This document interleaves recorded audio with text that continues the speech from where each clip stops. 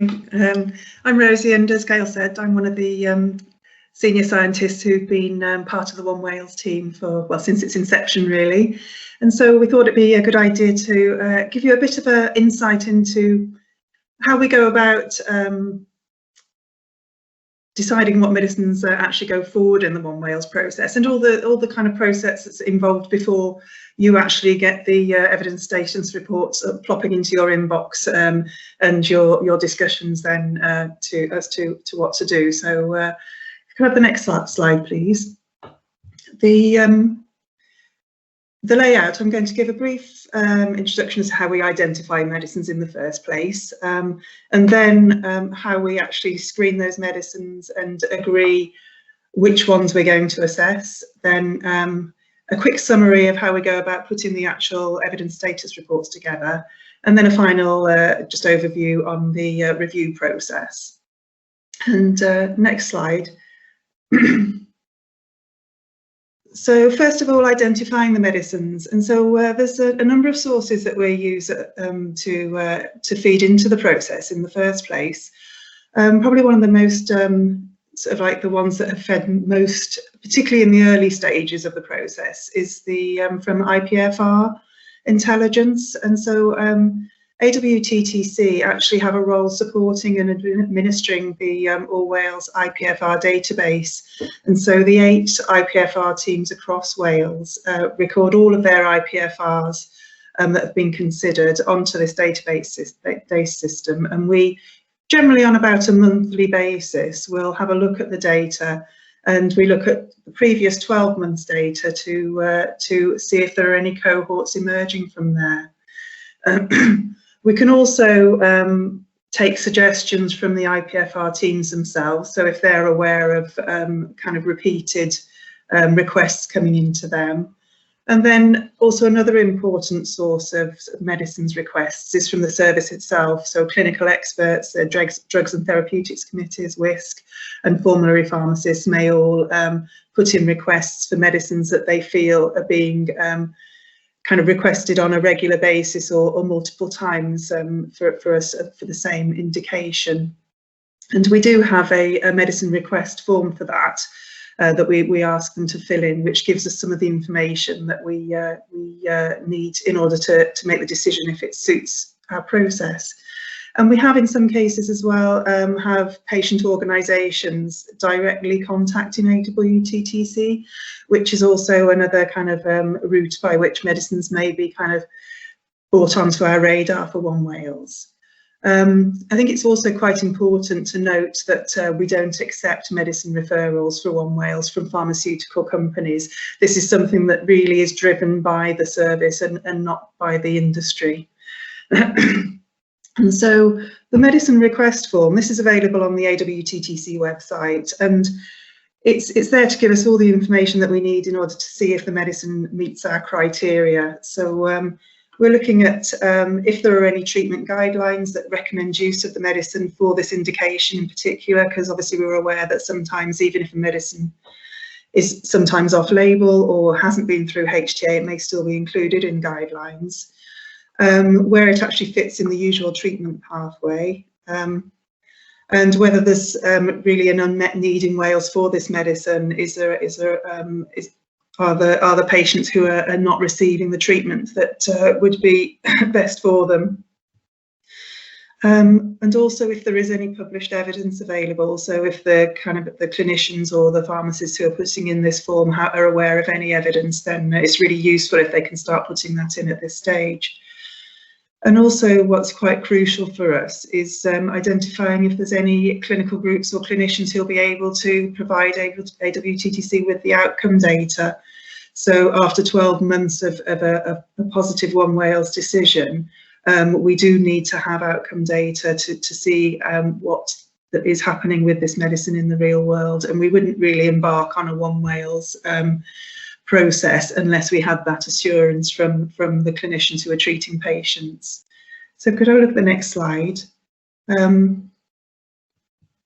the questions that we ask when we've got this initial data is the cohort of patients clearly defined? So For example, we need to make sure that they have the same disease severity, maybe the same line of therapy, and so we need to see that they're all considered suitably similar and therefore a true cohort.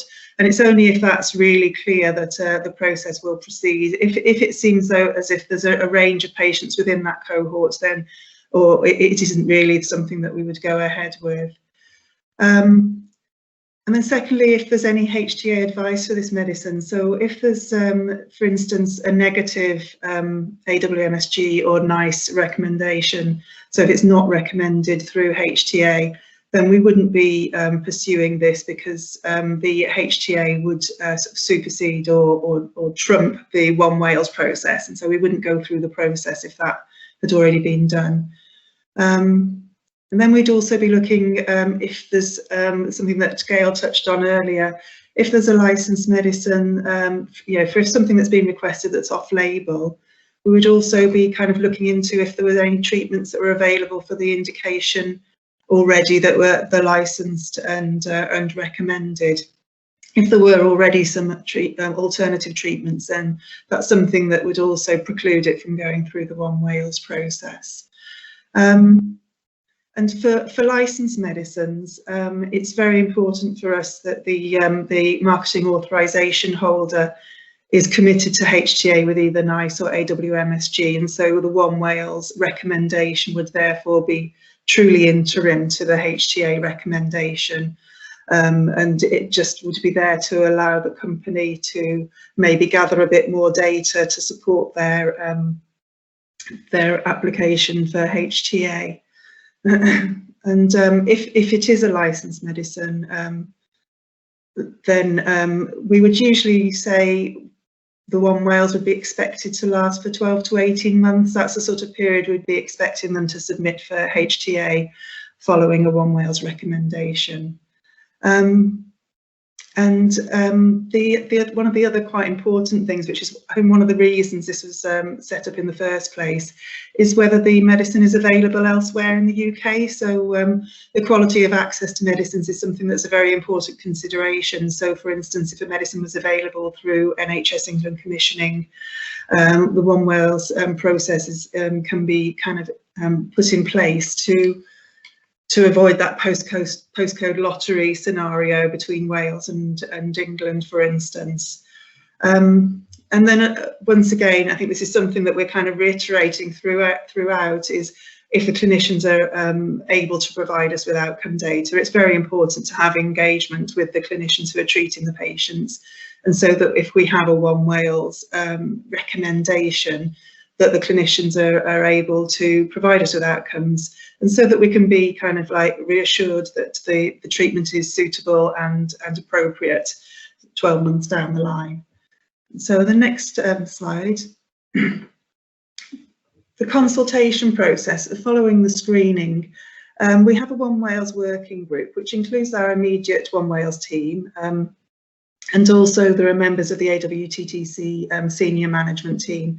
And we meet on a monthly basis to consider the medicines that we've flagged for the process. I mean, and this includes all medicines, not just ones that we've kind of decided hit all of those criteria. We also will bring ones that we don't think really meet the criteria for One Wales, just for kind of like to ensure that we haven't missed something.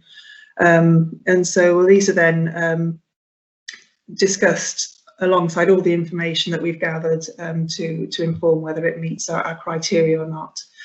And once it's then decided whether the medicine is going through the process, it's the AWMSG steering committee who have the final say as to whether or not our One Wales medicine process will progress.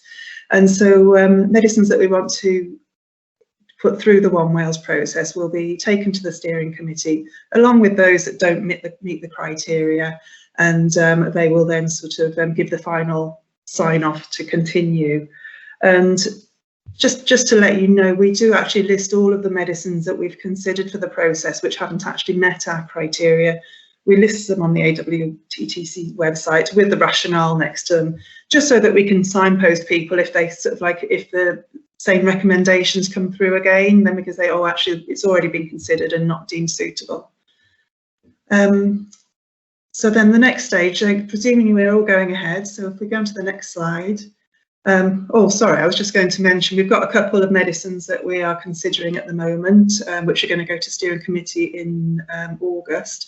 The ustekinumab is something that's got onto our radar, which is a kind of increased dosing schedule. So there's been requests for dosing every 4 weeks for Crohn's disease rather than the licensed recommendation, which is for every 8 to 12 weeks.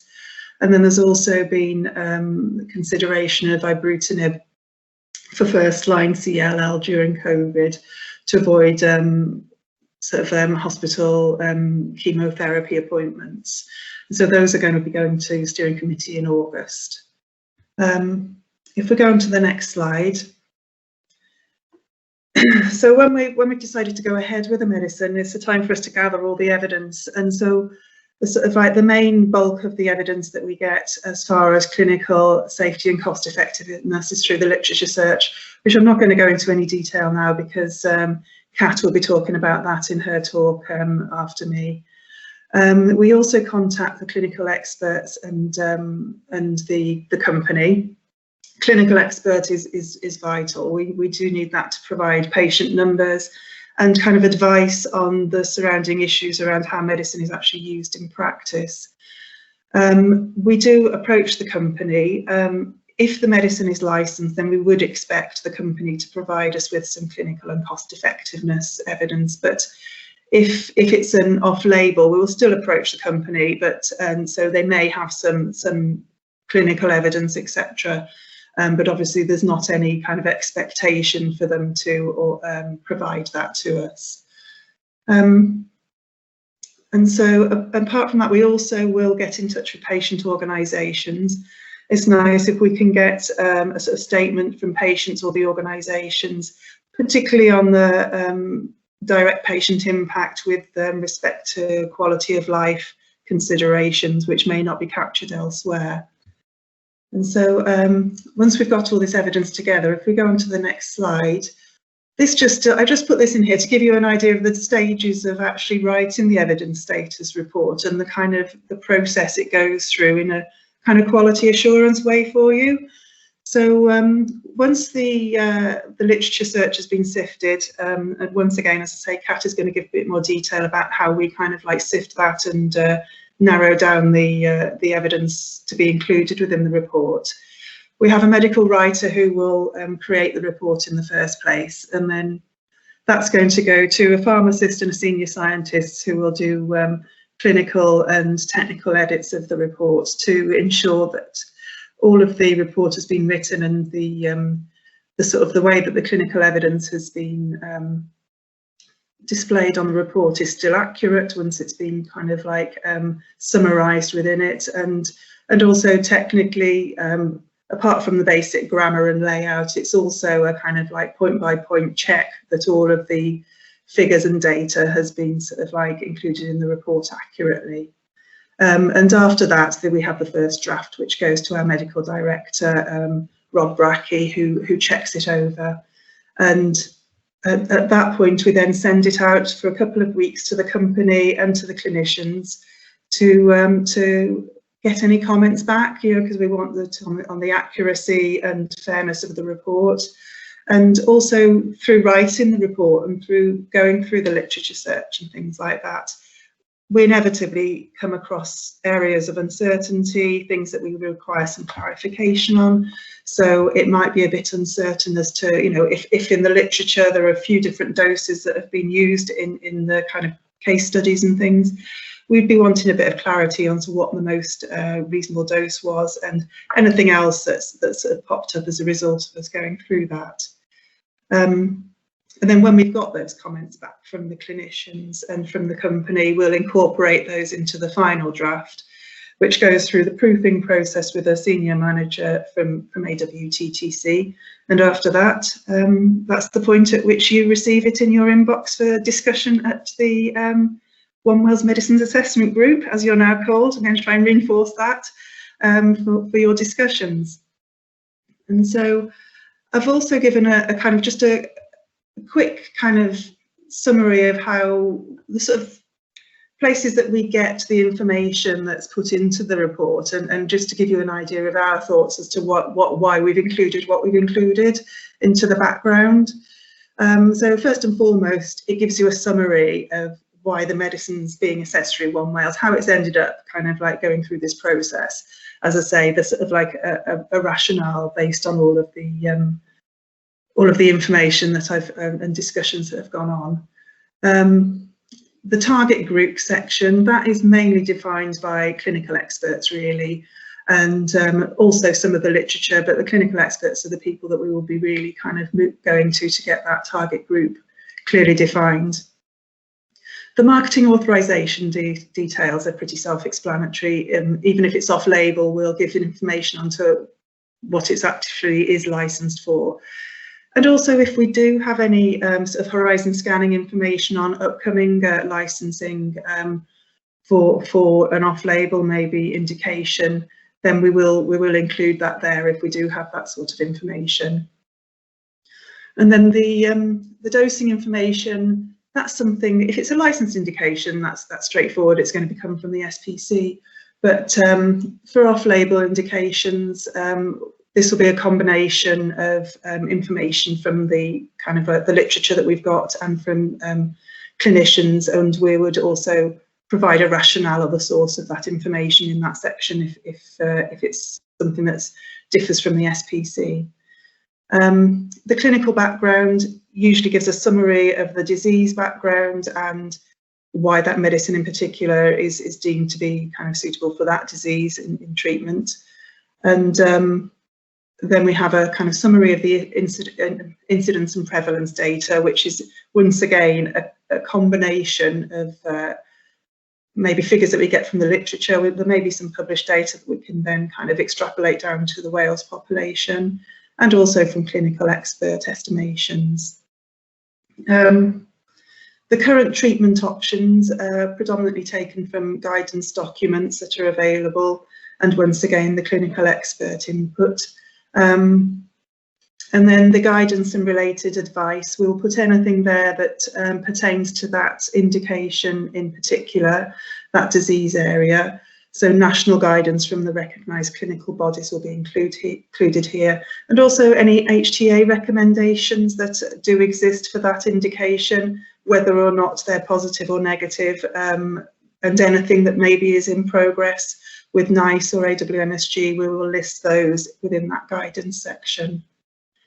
So I'm not going to go through the cost-effective clinical effectiveness, because obviously they're going to be covered by my colleagues later. So just going to give you a quick run through of how we actually put together the budget impact as well. We tend to provide a 3-year forecast for the budget impact, and these are the various inputs that go in there. So the number of eligible patients, as I say, once again, estimated using our incidence and prevalence data, and then applying it to the Wales population. We do ask clinicians for estimates to the number of patients that they're going to expect to treat.